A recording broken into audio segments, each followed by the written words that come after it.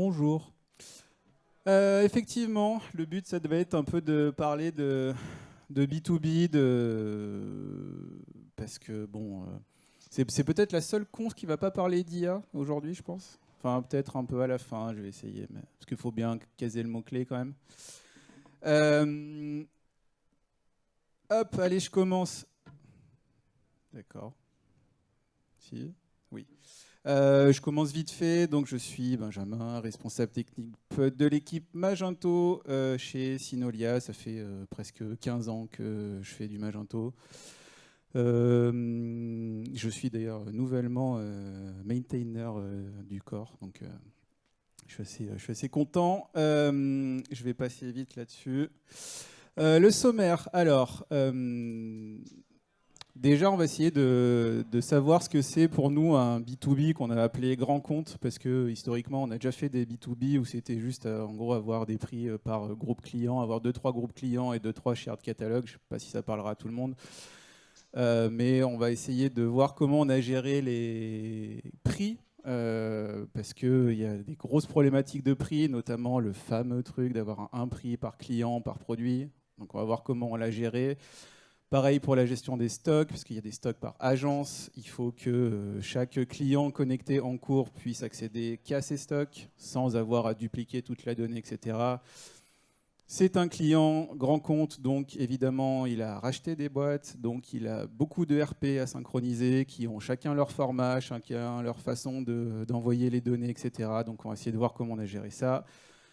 Suite à ça, on nous a dit, la dernière boîte qu'on a rachetée, ils utilisent Algolia, donc ça serait bien de garder Algolia, sauf que Algolia, bon, il y a des contraintes qu'on va, qu'on va voir. Ensuite, on va essayer de voir comment on a géré le provisioning d'un nouveau client, c'est-à-dire essayer d'automatiser le plus possible de choses, par exemple pour ne pas avoir à recréer à la main tous les ACL, tous les droits à chaque fois, etc. Et puis, j'ai oublié de le mettre, mais un peu aussi se projeter sur l'avenir. Qu'est-ce qu'on attend pour la fin? On va parler d'ETL, on va parler un peu d'Adobe, parce qu'ils sont là quand même. Alors, le premier point, qu'est-ce qu'on entend par un B2B grand compte? Donc, historiquement, que ce soit en B2C ou ce que j'ai appelé en B2B classique, on a un seul groupe de clients ou deux ou trois avec des prix par groupe client, un pourcentage de remise qui est soit au groupe client, soit global, mais bon, pas beaucoup de variations, un catalogue unique ou un catalogue par shared catalogue. Donc ça, c'est le modèle standard Magento, et un seul stock dédié ou 2-3 avec le MSI si on veut avoir plusieurs sources. Nous, les contraintes qu'on avait, c'était d'avoir du multi-enseigne, donc plusieurs marques étaient complètement indépendantes, hein, c'était des entités vraiment juridiques indépendantes. On a plusieurs URP, dont SAP, Dynamics 365, et il y en a d'autres qui arrivent. Une gestion des prix complexe avec, j'ai mis tridimensionnel, mais en fait il y a 7 niveaux, je vais y revenir juste après. Et puis des stocks locaux par agence qui doivent être dépendants de l'acheteur en cours. Donc ça fait beaucoup de contraintes à prendre en compte, et je vais essayer de vous détailler un peu ça. Alors c'est très technique, hein, je préfère le dire, on va parler de TTL, on va parler de Redis, on va parler de clé de cache et ce genre de choses, donc je préfère prévenir avant. Sur la gestion des prix, qui a été quand même le gros morceau de notre projet, hein. Donc, les fonctionnalités attendues, ce que le client voulait, c'était, en gros, il arrivait, il nous a dit, on a 7 niveaux de prix qui sont répartis en 3 grands groupes. On va avoir un prix segment, qui est en gros le prix public du secteur, le prix groupement, qui est le prix groupement d'entreprise, et le prix qu'ils appellent PR0, qui est le prix individualisé, qui est négocié auprès de leurs commerciaux. Subtilité à prendre en compte, les prix, potentiellement, ils sont valables que 24 heures. Donc, il faut avoir il faut que la prise en compte des changements de prix soit rapide, parce que si on met 3 jours à charger tous les prix et que le prix était valide que 24 heures, ça n'a pas beaucoup d'intérêt. La première piste qu'on a eue, enfin c'est pas nous qui l'avons eue, c'était un projet qu'on avait repris pour être honnête, c'était de créer un shared catalogue, donc un groupe client par client. Sauf que, vous imaginez bien que c'est pas forcément viable si on fait le calcul vite fait, hein. Il y a une limite à 200 millions qui est un peu implicite dans Magento pour l'index de prix. Si on fait le calcul, ça fait à peu près 5000 clients et 40 000 produits, sachant que le client nous parlait déjà d'avoir des dizaines de milliers de clients et 300 000 produits. Et là, c'était pour un seul website, donc il y en avait minimum 3. On s'est dit, bon, c'est pas viable. De toute façon, le temps d'indexer tout ça, il fallait revenir la semaine prochaine, quoi. Donc on s'est dit, c'est pas viable. Et donc la question qu'on s'est posée, c'est, bon, bah, comment on va faire pour stocker tous ces prix? La réponse, ça a été quelque chose à laquelle on ne pense pas souvent. Et en fait, on le considère toujours comme juste du stockage de cache. Mais Redis, c'est une base de données à la base qui est hautement accessible, qui écrit très vite et où on peut lire très vite. Et donc le but, ce qu'on s'est dit, c'est qu'on va stocker le prix de tous les produits pour un client dans une clé de cache. Comme ça, on aura l'accès instantané à chaque fois. Donc le workflow qu'on a retenu, c'est qu'on a les ERP qui vont déposer un fichier CSV ou XML, parce que tous les ERP, il n'y a quasi aucun ERP qui est capable de communiquer avec une API. Donc, il nous génère des fichiers CSV. Les fichiers CSV sont importés quasi tels quels dans des tables MySQL. Tables MySQL qui sont indexées sur les SKU, sur les bornes de date, parce que derrière, c'est ce qu'on va requêter, et sur le prix en lui-même. Et le principe, c'est de se dire, quand un client va se connecter en front, on va aller chercher tous les prix qui lui correspondent, faire le merge entre les 3 niveaux, et en gros, chaque niveau va écraser celui d'avant. Et comme ça, on va avoir un prix par produit, et on va avoir une grosse matrice de tous les produits possibles pour un client. Et on va le stocker dans Redis, dans une clé qui lui est dédiée. Ce qui fait que derrière, quand on a besoin des prix d'un produit pour un client, bah en fait, on va faire juste un get dans Redis, qui se compte en microsecondes, du coup. Et du coup, on ne flingue pas les perfs, tout simplement. Une fois qu'on a stocké notre prix et qu'il est accessible, on va ajouter un niveau de prix dans Magento. Comme d'habitude, ça passe par 70 fichiers XML, mais globalement, ça se fait assez bien. Il y a une classe de prix, enfin 2 classes de prix à implémenter.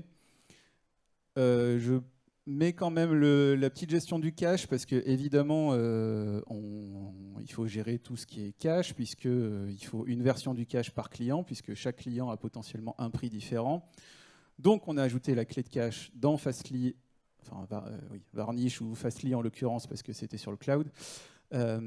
Et il y a aussi un bloc à prendre en compte, parce qu'il y a un cache sur le prix dans Uva. Voilà. Et ce qui nous a permis aussi, parce que je ne l'ai pas précisé, mais il y a une des marques qui fait que du B2C. Donc on a gardé le cache global Varnish pour le B2C et on a créé un cache par client sur les B2B. Le résultat, c'est... alors, je comprends que ce soit très peu lisible. Vous regarderez assidûment le replay pour lire ce graphique-là. Mais globalement, ça résume tout ce que je viens de dire. Il y a tout le workflow de comment ça se passe avec le nom des fonctions. Hein, je pourrais le regarder. Ça, c'est la gestion du prix. C'est pour expliquer qu'en fait, au début, il y a juste le premier oui-non, là en haut. C'est juste pour dire, est-ce que le client est B2B ? Et en gros, quand on détecte qu'il est B2B, on va directement chercher son prix dans Redis. On bypass tout le reste, parce que sinon, c'est toute la gestion du prix de Magento avec les différentes couches, les différents niveaux. Est-ce qu'il a un special price ? Est-ce qu'il a un price ? Est-ce qu'il a une catalogue rule, etc. Et donc, ce qui donne à la fin... les résultats de tout ça, c'est que tout ce que voulait le client, ça a été adressé. On a bien un prix par client, on a bien une version du cache par client, on a des temps de chargement qui sont tout aussi rapides, à quelques microsecondes près, voire plus rapides, puisque pour les clients B2B, on a accès directement au prix sans avoir toute la gestion du cache à se faire. Et c'est scalable à l'infini, puisque là, en gros, tant qu'on a de la place dans Redis, on peut stocker des prix. Donc, s'il y a des nouveaux clients, il y a juste des clés qui sont créées. Et voilà. Sur les stocks, c'était un peu la même problématique. En fait, ils sont arrivés, ils nous ont dit on a un stock par agence, ils ont 40 agences physiques en France, et ils nous ont dit il faut que le client connecté en cours n'ait accès qu'à son stock. Donc il y a le MSI standard de Magento qui permet ça, qui répond, sauf que ça impliquait de créer une source de stock et un stock par agence, donc 40 sources et 40 stocks. Le problème, c'est qu'on peut assigner un stock, enfin un website qui a un stock. Donc il fallait créer 40 websites, donc on faisait toute la volumétrie x 40, ce qui n'était pas vraiment voulu ni souhaitable. Donc ce qu'on s'est dit, c'est qu'on va quand même créer les 40 sources et les 40 stocks, mais on ne va pas les assigner à un website. Le website, on l'a assigné à une source standard. Et le workflow qu'on a fait, c'est que les ERP vont pousser en temps réel quand même dans les tables du MSI qui correspondent. Donc on a nos 40 tables de stock. Mais par contre, en gros, on a juste un plugin à un endroit qui va intercepter le groupe client en cours. Et en gros, on a un groupe client associé à une agence. Et simplement, en associant un groupe client à l'agence, on va aller setter l'ID du stock, affecter l'ID du stock pour aller chercher le bon stock. Pareil, je ne vais pas passer là-dessus, mais ça reprend exactement ça. C'est le code tel qu'il a été fait. On va chercher dans la session, on va juste affecter le stock ID, etc. Le résultat, c'est qu'on a une volumétrie d'index qui n'a pas bougé, puisqu'on n'a pas ajouté de multiplicateur pour le prix, parce que c'est l'index de prix, hein, le principal problème en général. Donc on n'a rien ajouté là-dedans. Il n'y a pas de traitement lourd qui est porté à aller chercher un stock en synchrone, etc. Et puis, on a bien un stock par agence. Le troisième défi, bon là, ça va être plus facile de vous le décrire, mais c'était comment on gère plusieurs ERP, parce que là, on en avait deux, il y en a un troisième qui arrive. Comment on gère ça pour essayer de ne pas avoir à tout refaire à chaque fois. Et donc, ce qu'on s'est dit, c'est qu'on va utiliser un design pattern qui est normalement assez connu, qui est le composite. Et en gros, ce qu'on s'est dit, c'est que chaque ERP va pousser les données telles qu'il les a. Et nous, on a des scripts qui tournent toutes les heures, si je ne me trompe pas, et qui vont juste transformer les données qu'on reçoit en données qui vont être attendues par notre script derrière. Et après, quand on va aller chercher la donnée, vu qu'on connaît déjà le format, on n'a pas de traitement lourd à faire. Donc là, c'est ce que je mets, il est peut-être un peu plus lisible celui-là, mais en gros, quand on crée une compagnie, quand on importe un stock, quand on importe un prix, on va aller regarder si ça vient, enfin de quel ERP ça vient, de Dynamics ou de SAP. Suivant le service, on va aller chercher dans la table qui correspond. C'est la table de prix de SAP, la table de prix de Dynamics, la table de stock, etc. Et on va essayer de stocker ça pour ne pas avoir à le faire à chaque fois. Ce qui fait que, en fait, à chaque fois maintenant qu'on a un ERP à ajouter, on a juste un adapteur de prix, de stock et de compagnie qui va juste transformer le format du CSV qu'on nous envoie en le format qui attend la table. Et voilà. Le but, c'est juste d'avoir 3 classes à créer à chaque fois qu'on a un nouvel ERP, ce qui est plutôt plus facile. Point important, l'intégration d'Algolia. Je voulais en parler parce que c'est quand même souvent périlleux. Le but, c'était de bénéficier d'Algolia et des fonctionnalités, notamment tout ce qui est merchandising, etc., tout en conservant toutes les fonctionnalités qu'ils avaient, donc notamment le prix par client, la gestion des stocks par agence, etc. Et ils ont une fonctionnalité en plus qui est la notion de produit négocié. Et en gros, ils ont un filtre sur la gauche qui dit je veux voir que mes produits négociés, c'est-à-dire les produits, moi, en tant que client, pour lesquels j'ai appelé un commercial et j'ai eu un rabais dessus, mais que moi. Donc tout est au client. Évidemment, la première piste qui a vite été écartée, c'était de créer un index par client, sauf que c'est pas possible. Hein. Je pense qu'il n'y a aucune solution actuelle, en tout cas, qui permet de faire ça. Donc ce qu'on a fait, c'est qu'il y a un seul compromis qu'on a fait, c'est que pour la gestion des filtres dans Algolia, ce qu'on s'est dit, c'est qu'on va, on va juste indexer les prix par segment et on va appliquer une marge dessus de 10% parce que en fait on ne peut pas indexer tous les prix. Donc juste pour la gestion du filtre de prix, on va indexer ça. Et après, tous les prix par client, on va les gérer en JavaScript. En gros, on a tous les prix qui sont dans une balise JavaScript et on va les remplacer à la volée pour tout ce qui vient d'Algolia. Pareil pour le filtre de stock. On va simplement intercepter quand on filtre sur le stock. On va aller chercher le stock en cours du client connecté et l'injecter dans la requête qu'on envoie à Algolia.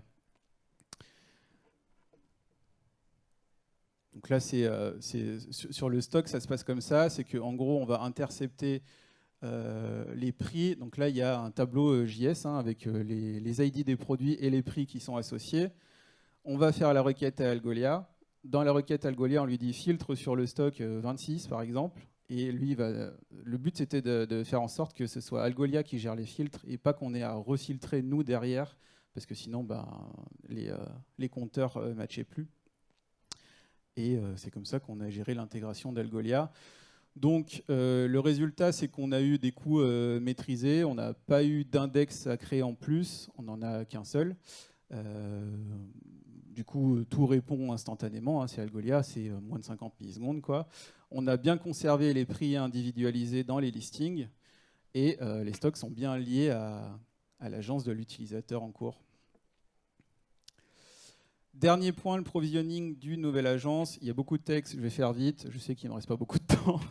Le but, c'était d'automatiser le plus de trucs possible.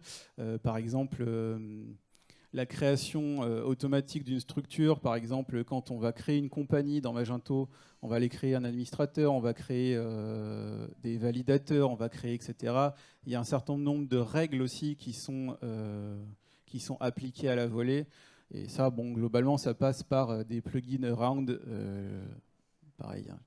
Je sais, on évite de le faire le plus possible, hein, je sais, mais des fois on n'a pas le choix. Et le but, ça va être d'aller créer des règles aussi de validation et de faire en sorte que, par exemple, des commandes qui sont à plus de 1 500 €, elles tombent dans un workflow qui doit être validé par un supérieur, etc. Et voilà, le but, c'était d'automatiser le plus possible. Je vais passer vite, honnêtement, là-dessus. Je sais qu'il reste 2 minutes à peu près, j'imagine. Hop.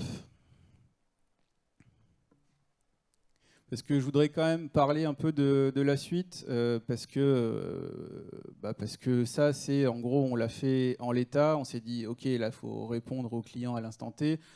Maintenant qu'on a quelque chose qui tourne et qui est bien fait, comment on essaie d'automatiser ça, de faire en sorte que le client soit plus autonome, qu'il n'y ait plus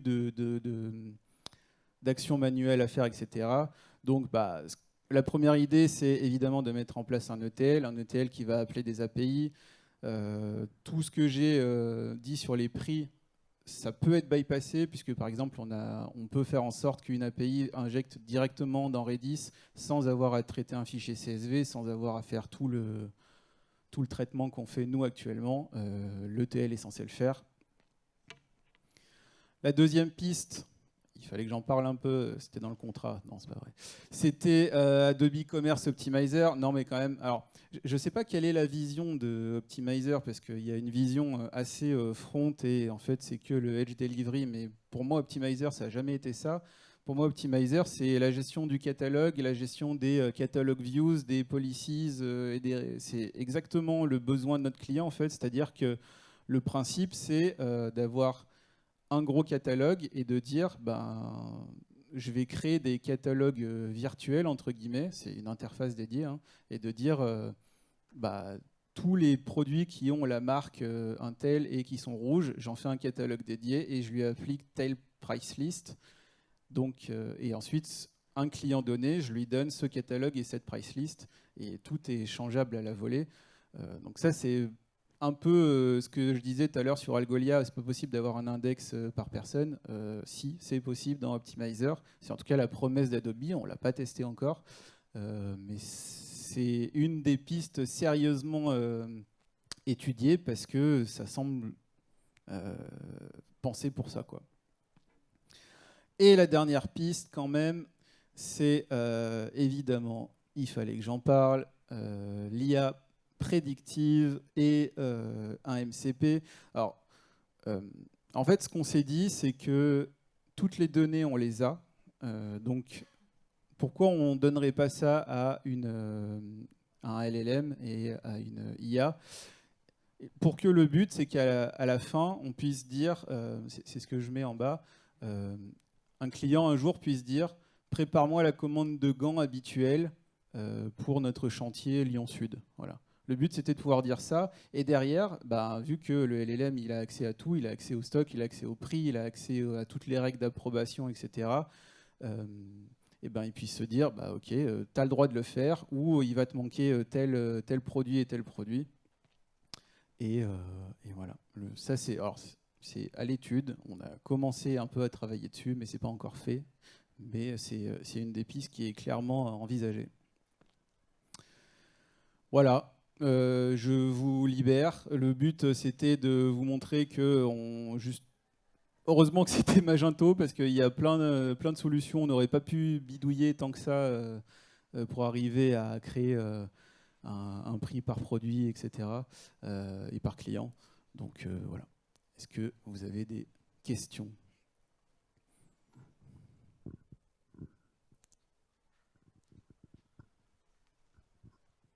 Vous avez parlé des filtres. Comment vous avez fait pour les tris? En fait, vu que Algolia avait toute la donnée, c'est Algolia qui gère les... Les tris par prix? Ouais. Bah, oui, mais alors les prix, justement, c'est ce que je disais. En fait, les prix, c'est que les prix segments qui ont été indexés. C'est pas les prix par client. Ça, c'était pas possible. C'est le seul compromis qu'on a fait parce que, oui, on y a réfléchi beaucoup. Je sais que vous avez fait une conf là-dessus aussi. Il n'y a pas de magie, je pense. Donc, oui. On n'est pas arrivé non plus. Ouais, oui.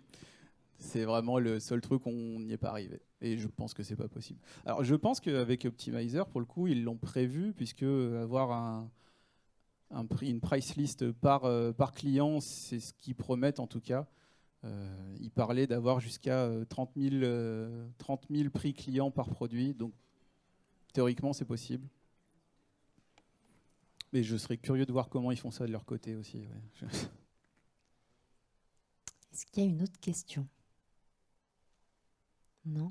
Bah, merci beaucoup, Benjamin.